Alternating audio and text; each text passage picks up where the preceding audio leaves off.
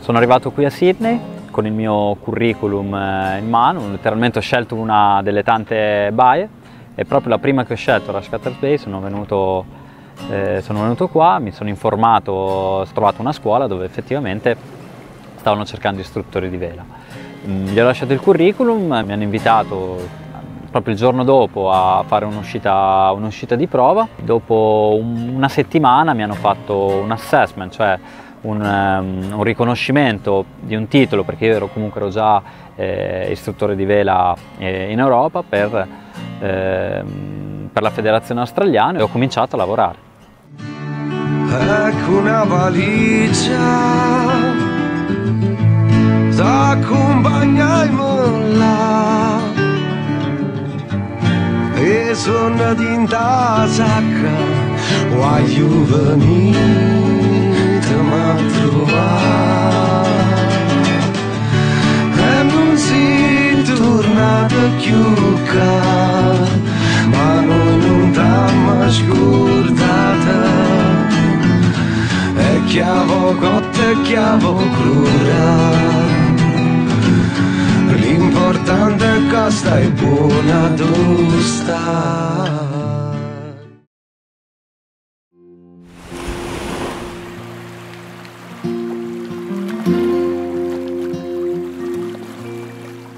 Avevo una vita, diciamo, quella che si può definire una vita normale, quindi una vita lavorando dal lunedì al venerdì. Avevo le mie passioni, i miei svaghi che coltivavo soprattutto durante il weekend, però sentivo che c'era qualcosa che mi mancava, era un'esperienza che volevo fare per me, ecco, di prendermi un periodo proprio per me stesso e per fare qualcosa che veramente mi interessava e vivere un po' una specie di avventura, una mia piccola avventura personale. Quindi ho deciso di licenziarmi dal mio lavoro, di venire in Australia e di fare questo periodo sabbatico, questo gap year. È stata una scelta sicuramente fatta perché era un paese che mi affascinava, dove comunque sapevo che eventualmente si poteva anche trovare lavoro facilmente, un paese rispettoso, civile, dove in realtà anche un piccolo sogno poi in qualche modo diventava realtà adesso.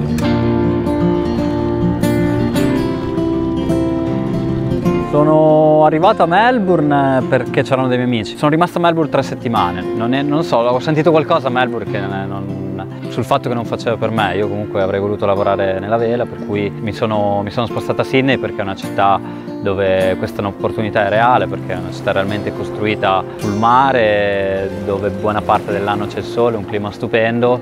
Il lavoro consiste nel portare fuori con delle piccole barche di 24 piedi degli studenti ogni giorno per 3 ore, armare la barca insieme e insegnargli quella che è l'andare per mare, di quello che è la vela, insegnarglielo in un posto come il Sydney Harbour, che è un posto stupendo, con una delle brezze più forti al mondo, che si alza quasi sempre, per cui c'è quasi sempre vento, c'è quasi sempre sole, con una delle atmosfere, penso, di uno degli harbour più belli al mondo. Mi ricordo il primo giorno che ho lavorato, mi sono sentito veramente felice, veramente fortunato a essere qua, a poter fare della mia passione un lavoro anche. Solitamente le lezioni durano 3 ore, ti assegnano degli studenti che possono non sempre essere gli stessi, devi portarli fuori per 3 ore. In queste 3 ore insegnarli a seconda di un programma, insegnare quello che devono fare. Quindi c'è una prima parte di preparazione della barca, tutti insieme, quindi si preparano le 2 vele, la randa e il fiocco, si esce e si issano le vele, si spegne il motore e la barca comincia ad andare solo con la forza del vento, e questa è sempre una grande emozione, sia per me tutte le volte, ma per gli studenti.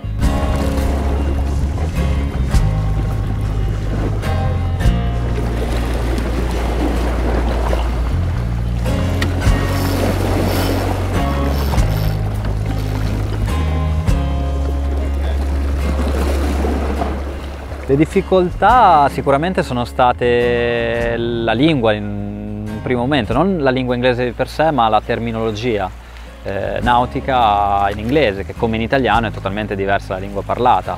Io parlavo già inglese quando sono venuto, penso sia importante venire comunque in Australia parlando un buon inglese, perché qui se vuoi trovare un lavoro è essenziale, è la prima cosa parlare inglese, capire e farti capire. Io mi ero un po' studiato la terminologia natica, ma sai, tutti i termini erano qualcosa di nuovo a volte per me. Mi ricordo una prima uscita dove a volte mi dicevano delle cose quando ancora non ero istruttore, ma ero nel periodo di prova, diciamo, e io rimanevo lì non sapendo che cosa fare.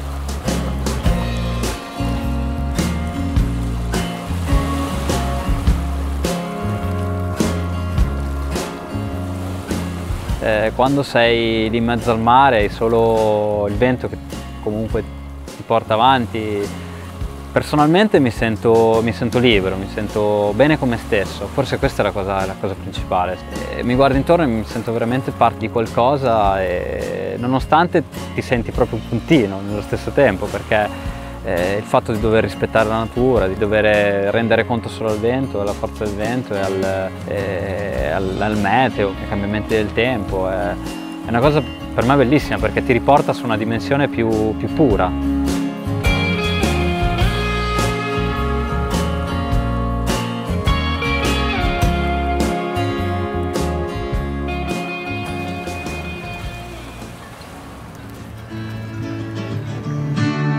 Ecco una valigia t'accompagniamo là e sono dinta sacca voglio venire a trovare e non si torna più